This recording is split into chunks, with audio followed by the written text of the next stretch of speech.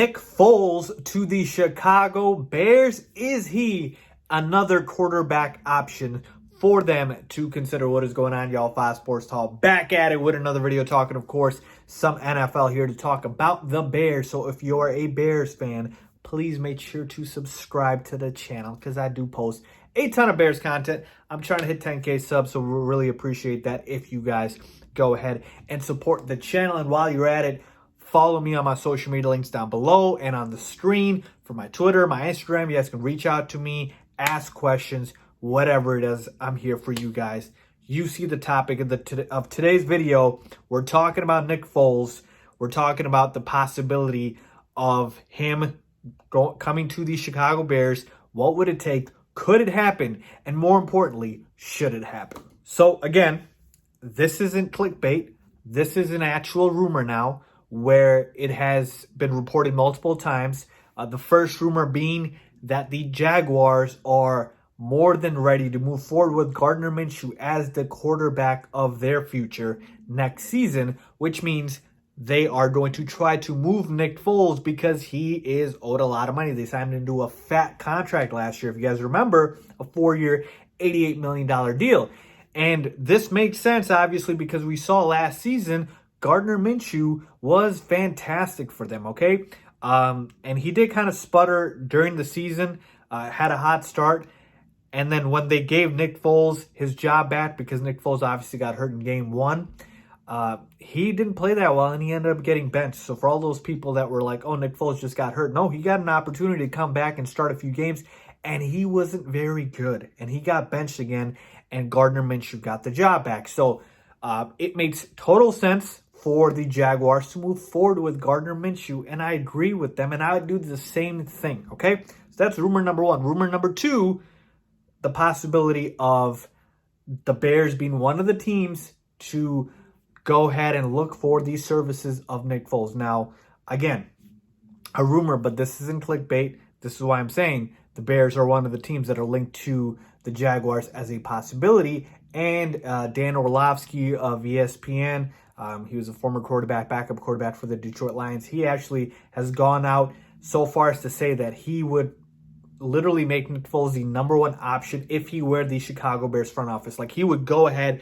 and target Nick Foles as the guy to get. Okay, so with that out of the way, now let's talk about, first and foremost, if the Bears were to look to acquire Nick Foles, how the hell could it happen? Because there's a lot of contractual obligations here. It's not easy at all. He's not a free agent. He's under contract. So let's go through that right now.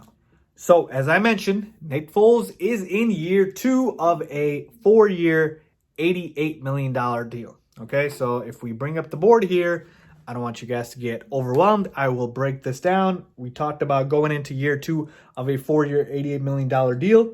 If traded, the Jaguars would take on about $18.7 million as dead space of this contract.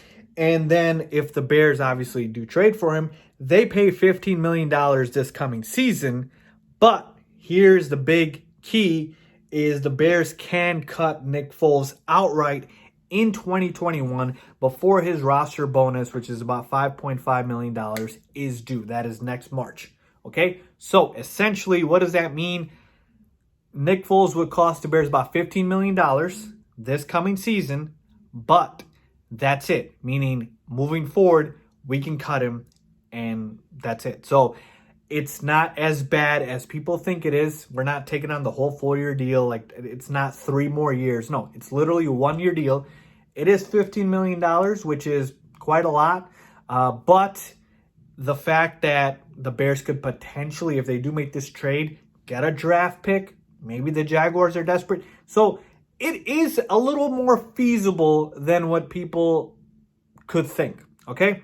Now it's time to talk about whether this should actually happen. Okay? And you guys should know my position on this by now, but obviously there's a few wrinkles in here, and I'll reiterate. I've said this before. I'll say it again. I believe Mitch Trubisky is going to be the starting quarterback of the Chicago Bears this coming season, barring any unforeseen circumstances. like Tom Brady comes to the Bears, which we know it's not going to happen, or some like big name comes to the Bears, it's not going to happen. Okay? Mitch Trubisky is your starting quarterback. Now, that does not mean you don't bring in competition. Absolutely not. But, if you're bringing in somebody, I want them to be cheap because I want to build the rest of the roster. If this is truly going to be Mitch Trubisky's last season, because again, he's up for the fifth-year option, and at that point, we decide if we want to keep him or not. Give Mitch everything possible. I'm talking about weapons. I'm talking about, coaching, everything possible to make sure he is not the guy moving forward and you have left no stone unturned. Okay? And so for that, what do you need? You need money. You need the cap space, and you need to spend on offensive line. You need to spend on a tight end, and you need to spend on a couple other positions. Now, don't get me wrong. I said backup quarterback competition is necessary. But is it $15 million necessary? Is it $18 million necessary? I don't necessarily think so. The $18 million I'm referring to is Andy Dalton, which is another guy that has been linked to the Bears. If the Bears were to trade for him, that is how much they would have to pay this coming season. So to me, I want a cheap quarterback, and I want to build the rest of the roster. I have no issues with Nick Foles, the quarterback. Nick Foles, to me, actually is a great fit. He is literally a prototypical backup quarterback. Yes, we all know he won the Super Bowl MVP with the Philadelphia Eagles, folks, but we've seen this before. Guys get hot, they catch fire. We had the Joe Flacco MVP in the Super Bowl. We've seen Case Keenum go to a NFC Championship game. Like, guys have played well in spurts. But for the most part, we know what they are. Nick Foles is a backup quarterback. Okay, and we saw it. So, to me, the familiarity with Andy Reid and Matt Nagy, the connection there, that helps. He's accurate. He's poised. He's a good locker room presence. Like, Nick Foles checks all the boxes. Like, I have no issues, again, with Nick Foles, the quarterback. This is literally a financial situation. That's all it is for me, okay? Nick Foles at $15 million is going to cost you a hefty penny.